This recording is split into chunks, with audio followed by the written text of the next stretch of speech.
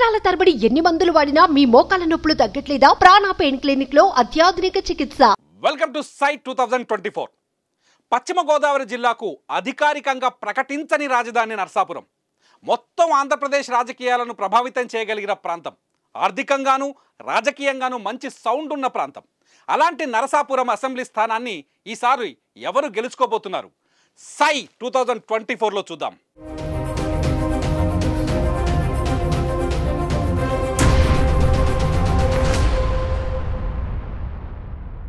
Narasapuram assembly నియోజకవర్గంలో ఇప్పటికీ మన దగ్గర అందుబాటులో ఉన్న డేటా ప్రకారం మొత్తం ఓటర్లు 1,67,596 మంది ఉన్నారు.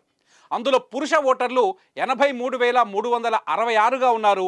మహిళా ఓటర్లు 84,228గా ఉన్నారు. ఇక్కడ ట్రాన్స్జెండర్స్ ఇద్దరు కనిపిస్తున్నారు.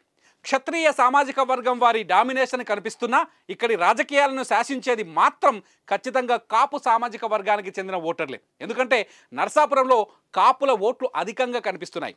కాపులు ఎవరి వైపు మొగ్గు చూపితే వాళ్లే విజయాన్ని సొంతం చేసుకుంటారు.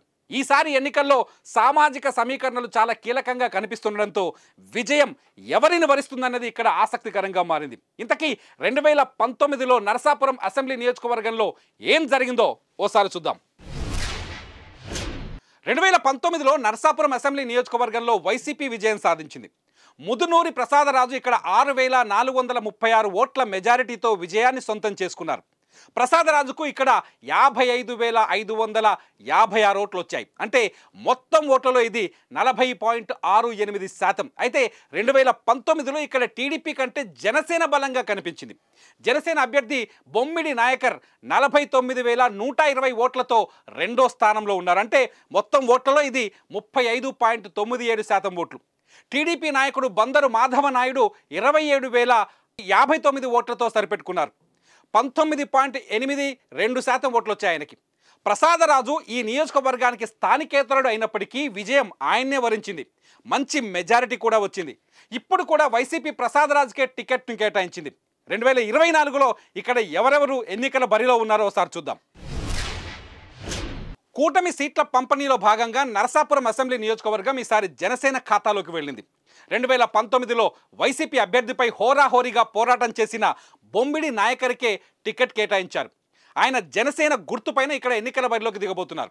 ఇటు అధికార వైసీపీ కూడా అదే పని చేసింది. గత ఎన్నికల్లో హోరాహోరీ పోటీని తట్టుకొని నిలబడగలిగిన ప్రసాదరాజునే మళ్ళీ ఎన్నికల రణరంగంలోకి దించింది.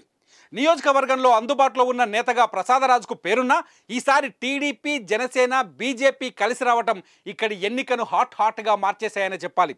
గెలుపు ఎవరిది అనేది మాత్రం ఇక్కడి ఓటర్ల చేతుల్లోనే ఉంది. సై 2024లో మరో నియోజకవర్గంతో మళ్ళీ కలుద్దాం. చూస్తూనే ఉండండి సుమన్ టీవీ. సుమన్ టీవీలో మీ పర్సనల్ అండ్ బిజినెస్ ప్రమోషన్స్ కోసం కింది నెంబర్కి కాంటాక్ట్ చేయండి.